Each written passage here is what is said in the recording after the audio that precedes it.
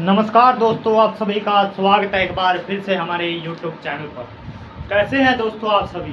उम्मीद है अच्छे होंगे दोस्तों आज से हम एक नई सीरीज स्टार्ट करने जा रहे हैं जिसमें हिंदी के सभी टॉपिक आपको कवर करवाए जाएंगे ग्रामर से रिलेटेड। आइए आज का टॉपिक हम स्टार्ट करते हैं दोस्तों। संज्ञा किसे कहते हैं दोस्तों? बहुत ही इम्पोर्टेंट टॉपिक है। संज्ञा किसे कहते हैं? हर प्रतियोगी परीक्षा में ये पूछा जाता है दोस्तों। संज्ञा जो किसी व्यक्ति, वस्तु,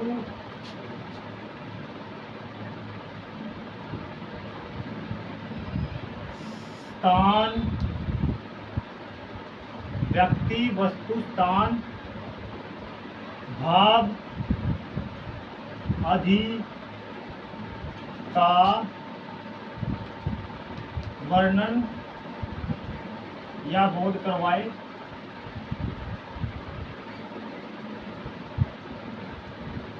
करे वह संज्ञा कहलाती है। अब देख लेते हैं दोस्तों।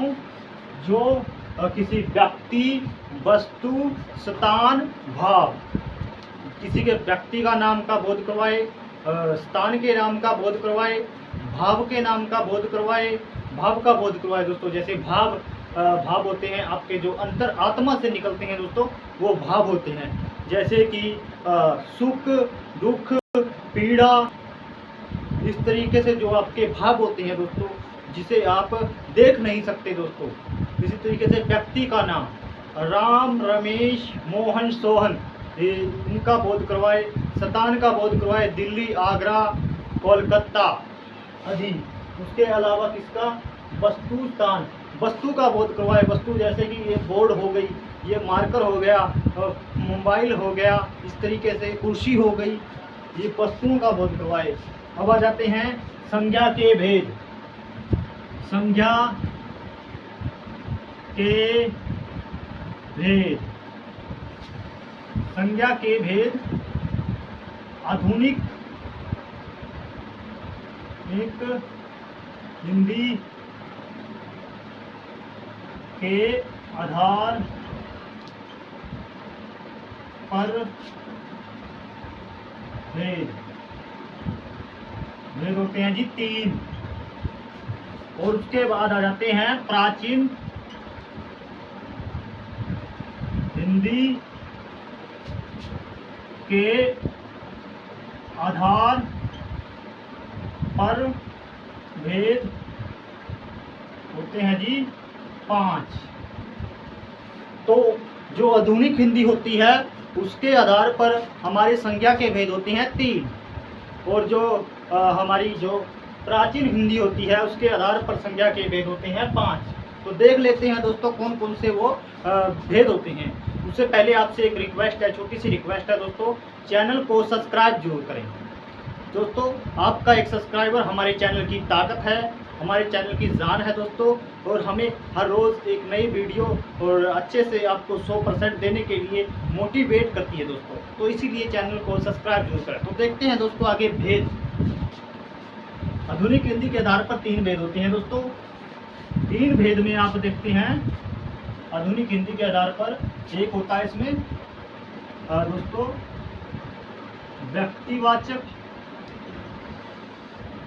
वाचक, तो जी जातिवाचक, भाववाचक संज्ञा। ठीक है जी। व्यक्तिवाचक, जातिवाचक, भाववाचक, ये आधुनिक हिंदी के आधार पर आपके भेद होते हैं दोस्तों। उसके अलावा आ जाते हैं हमारी प्राचीन हिंदी। प्राचीन हिंदी के अनुसार प्राचीन हिंदी 5 भेद होते हैं। उसमें देखो दोस्तों, व्यक्तिवाचक,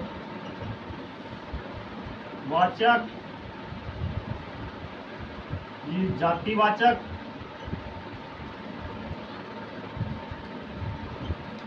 भाववाचक,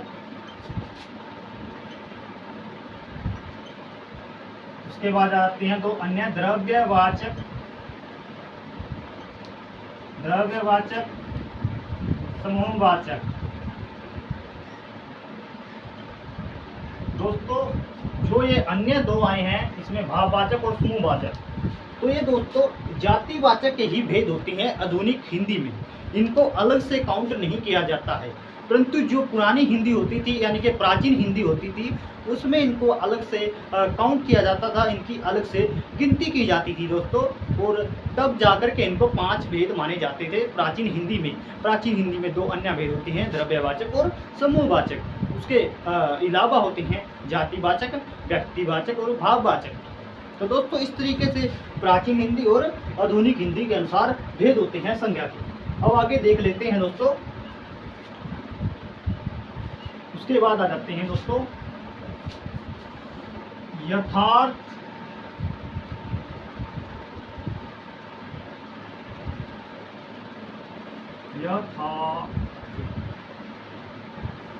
यथार्थवाद, यथार्थवाचक,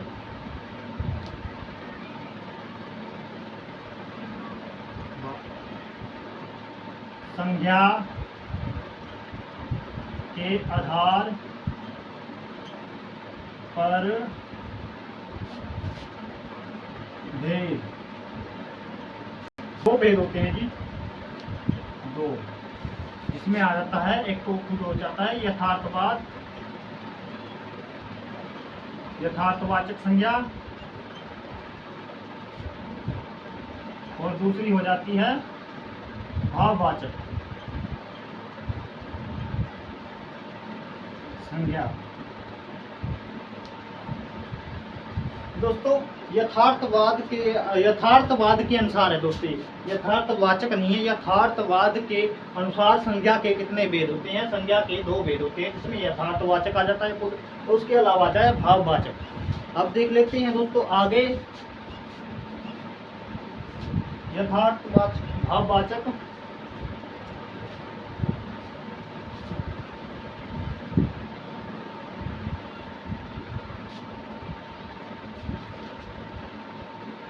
अब देख लेते हैं एक एक संज्ञा को दोस्तों।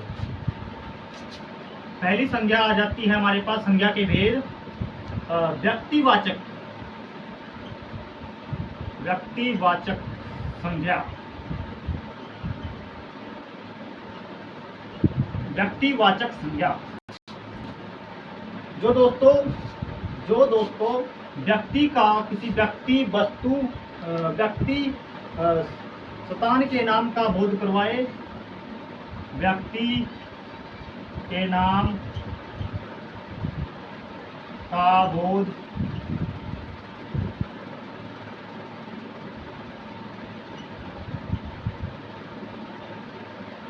ठीक है दोस्तों। व्यक्तिवाचक संज्ञा में जो व्यक्ति नाम से ही आपको डेफिनेशन समझ आ जाती है, परिभाषा समझ आती है। जो व्यक्ति के नाम का बोध करवाए या किसी स्थान के नाम का बोध करवाए, वस्तु के नाम का बोध करवाए, से व्यक्तिवाचक संज्ञा कहते हैं। उसके अलावा एक अन्य आप परिभाषा याद रख सकते हैं, जो अकेली हो संसार में। इस परिभाषा को आप याद रख सकते हैं, जो संसार में अकेली हो वो व्यक्तिवाचक संज्ञा होती है। अन्य परिभाषा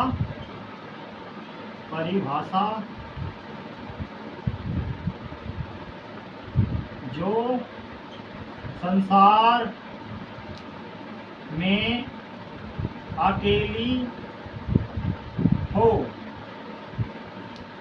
ठीक है जी। जो संसार में अकेली हो वह व्यक्तिवाचक संज्ञा कहलाती है। उसके अलावा यह एक वचन होती है, हमेशा एक वचन रहेगी, हमेशा एक वचन रहेगी, ठीक है जी। ये दो परिभाषाएं ये दो डेफिनेशन आप याद रख सकते हैं। इसको व्यक्तिवाचक संज्ञा होने में इनका अहम रोल होता है। यह संसार में अकेली होगी, उसके अलावा इसका यह सदैव एक वचन रहेगी, इसका एक वचन होगा दोस्तों। जैसे कि उदाहरण के तौर पर देख लेते हैं, रमेश, श्याम, आगरा, कोलकाता, दिल्ली, पेन, पुस्तक, किताब। चलो किताब के जैसे तो किताब और हो जाती है दोस्तों। देखो दोस्तों, व्यक्तिवाचक संज्ञा के उदाहरण जैसे कि रमेश, श्याम, उसी के बाद आप लिख सकते हैं अभिषेक, गौरव, सौरभ, जैसे भी जिस भी नाम होते हैं वह दुनिया में एक ही व्यक्ति का नाम होगा, उसकी अलग पहचान होगी, उसका अलग शरीर होगा दोस्तों, अलग ही वेशभूषा होगी उसकी, एक जैसा वो आपको नहीं दिखेगा, यानी कि एक वचन होगी, अकेली होगी। ठीक है दोस्तों, रमेश भी अकेला होगा, श्याम भी अकेला होगा, और नाम तो अनेक हो सकते हैं, श्याम नाम के अनेक हो सकते हैं, परंतु वो व्यक्ति अकेला होगा, उस शकल का व्यक्ति अकेला होगा दोस्तों। आगरा अकेला है, आगरा प्रसिद्ध है दोस्तों। वो कोलकाता भी अकेला है दोस्तों, कलकत्ता के जैसे और कलकत्ता नहीं हो सकते, नाम हो सकते हैं, परंतु कोलकाता तो वही है जो फेमस है दोस्तों। दिल्ली और पेन एक हो सकता है दोस्तों, परंतु उस जैसे अन्य पेन नहीं हो सकते हैं। ठीक है दोस्तों, इस तरीके से आ जाते हैं आगे जातिवाचक संज्ञा में। जातिवाचक संज्ञा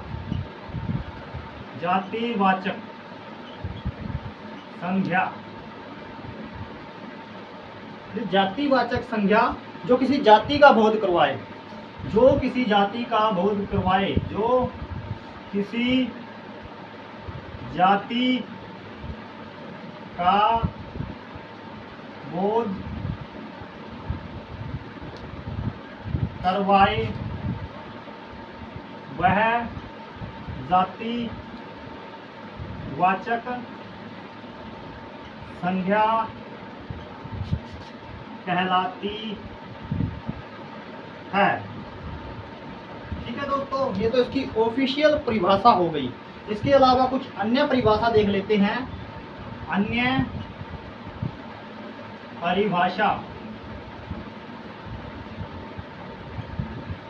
परिभाषा में आ जाते हैं, जिसका बहुवचन बन सके दोस्तों, जिसका बहुवचन बन सके वह जातिवाचक संज्ञा कहलाती है। जिसका बहुवचन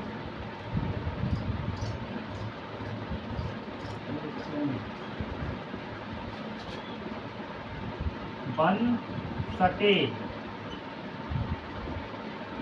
जिसका बहुवचन बन सके, जिसके जैसे और हों, जिसके जैसे और हों, जिसके जैसे और हों। जातिवाचक संज्ञा इसकी ऑफिशियल परिभाषा ये है जो किसी जाति का बोध करवाए। ठीक है दोस्तों, उसके बाद अन्य परिभाषा में देख लेते हैं, जिसका बहुवचन बन सके। ठीक है दोस्तों, जिसके जैसे और हों या अन्य कोई उपलब्ध हो उसके जैसा, तो वह जातिवाचक संज्ञा कहलाती है। उदाहरण के तौर पर देख लेते हैं दोस्तों, उदाहरण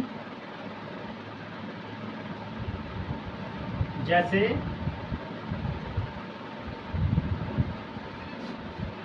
आ जाता है किताब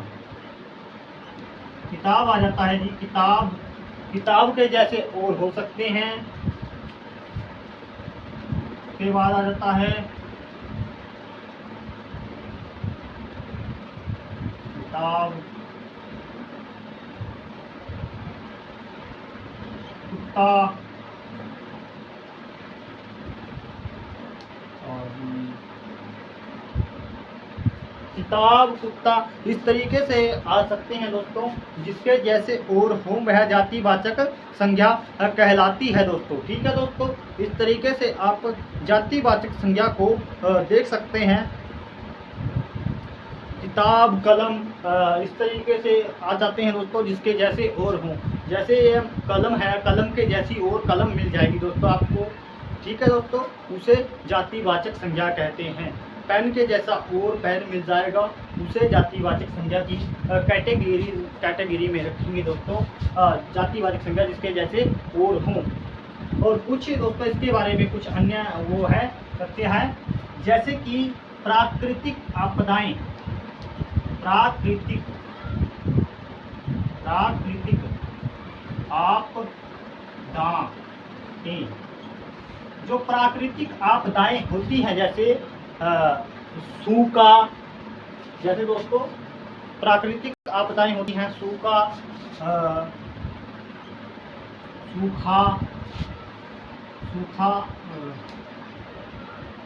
गीला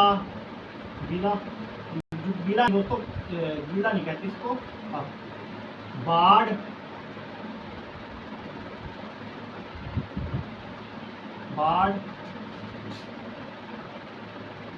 भूकंप,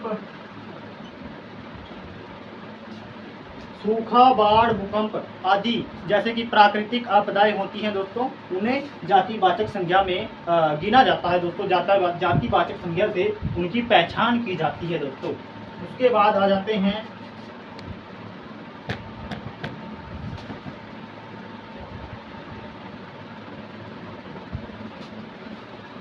आगे आ जाते हैं दोस्तों, जातिवाचक और व्यक्तिवाचक संज्ञा हमारी कंप्लीट हो चुकी है दोस्तों। उसके बाद देख लेते हैं आगे नंबर 3, समूहवाचक। चलो समूहवाचक ही कर लेते हैं पहले। समूहवाचक संज्ञा, समूहवाचक संज्ञा की पहचान है दोस्तों, जो समूह का बोध करवाए, जो समूह का बोध करवाए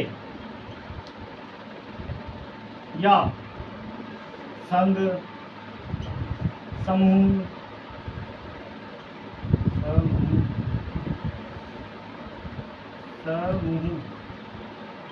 दल आदि का बोध करवाए, जो वह समूहवाचक संज्ञा कहलाती है दोस्तों। इस तरीके से समूहवाचक संज्ञा, जैसे कि सेना, उदाहरण है जी आपके, सेना, परिवार, पंचायत,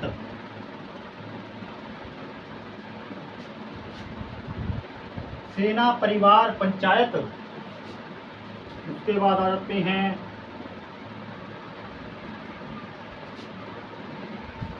सेना, परिवार, पंचायत, अध्यापक आ जाता है दोस्तों, अध्यापक, पत्रकार, जो समूह का बोध करवाए दोस्तों, कि पत्रकार से आपको समझ आता है कि बहुत बड़ा टोला, समूह का बोध करवाए, सेना, परिवार, पंचायत, अध्यापक। इस तरीके से आप समूहवाचक संज्ञा को याद रख सकते हैं। उसके बाद आ जाते हैं हमारे पास नंबर 4 पर है जी, द्रव्यवाचक संज्ञा। द्रव्यवाचक संज्ञा, जिसे प्लेट में न परोसा जाए, जिसे प्लेट में ना परोसा जाए। और अन्य परिभाषा एक और है दोस्तों इसकी, द्रव्यवाचक, जैसे कि द्रव्य होते हैं, जो पदार्थ होते हैं दोस्तों, द्रव्यवाचक में आ जाते हैं। पदार्थ आ जाते हैं ठोस अवस्था, जलीय अवस्था और द्रव्य अवस्था। इस तरीके से आ जाती है दोस्तों द्रव्यवाचक संज्ञा, जिसे प्लेट में न परोसा जाए। आप दूध को प्लेट में परोस सकते हैं क्या दोस्तों? दूध को प्लेट में परोस सकते हैं, द्रव्यवाचक। जो द्रव्य पदार्थ होते हैं दोस्तों, जैसे कि पानी हो गया और दूध हो गया, दही हो गई, इस तरीके से अन्य होते हैं गैसीय पदार्थ। जो द्रव्य की सेंस में आए उसे द्रव्यवाचक संज्ञा कहते हैं। उसके अलावा आ जाते हैं दोस्तों नंबर 5 पर। हमारे पास एक संज्ञा जातिवाचक होगी, व्यक्तिवाचक, भाववाचक। दोस्तों भाववाचक संज्ञा रह गई है आपकी। भाववाचक संज्ञा, वाचक संज्ञा, भाववाचक संज्ञा है जी जो भाव को प्रकट करे दोस्तों, भाव का बोध करवाए, उसे भाववाचक संज्ञा कहते हैं। जो भाव का बोध करवाती है उसे भाववाचक संज्ञा कहते हैं। तो दोस्तों जो किसी भाव का बोध करवाए उसे भाववाचक संज्ञा कहते हैं। जैसे उदाहरण के तौर पर जी, जैसे सुख, दुख, पीड़ा, दर्द, जलन, सुख दुख पीड़ा दर्द जलन, ईर्ष्या, क्रोध, सुख दुख पीड़ा दर्द जलन ईर्ष्या क्रोध। तो इस तरीके से जो जलन है आपके पास सुख है, सुख को आप महसूस करते हैं कि मेरे पास सुख है, मैं सुख हूँ। और दुख है आपके पास, दुख को आप एहसास कर सकते हैं दोस्तों, उसे महसूस कर सकते हैं, उसे देख नहीं सकते। जिसे आप देख नहीं सकते इसमें आप ऐड ऑन कर सकते हैं दोस्तों भाववाचक संज्ञा में। जिसे आप देख नहीं सकते उसे भाववाचक संज्ञा कहते हैं। दुख को आप देख नहीं सकते, सुख को आप देख नहीं सकते, केवल महसूस कर सकते हैं। पीड़ा को भी महसूस कर सकते हैं, दर्द को महसूस करते हैं, जलन को महसूस करते हैं। ईर्ष्या वैसे कहते हैं कि ईर्ष्या को देख सकते हैं कि लोग जलते हैं, नहीं देख नहीं सकते दोस्तों, आप उसे महसूस करते हैं बस केवल। ये आपकी संज्ञा है दोस्तों, इस प्रकार से आपकी संज्ञा रही है। तो इनको अच्छे तरीके से आपको एक बार रिवीजन कर लेना है। और कोई गलती हुई है दोस्तों, प्यारे मित्रों, प्यारे भाइयों, तो आप मुझे कमेंट बॉक्स में बता सकते हैं कि भैया, मेरे छोटे भाई, बड़े भाई, बहन बता सकती है कि इस तरीके से आपसे ये गलती हुई है भैया, यहाँ पर आप सुधार करें अपना। तो दोस्तों और चैनल को ज़्यादा से ज़्यादा सपोर्ट जरूर करना दोस्तों। धन्यवाद।